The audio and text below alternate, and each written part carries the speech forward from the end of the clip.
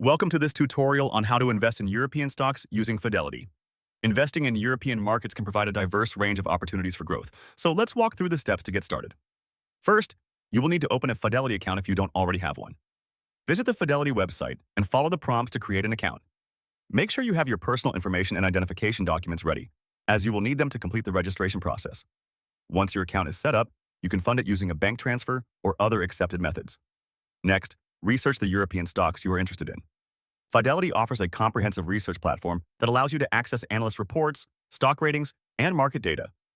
Look for companies that show strong fundamentals, such as revenue growth and a solid balance sheet. Pay attention to industry trends and economic indicators that could impact the stocks you want to buy. Finally, once you have made your selections, navigate to the trading section of your Fidelity account.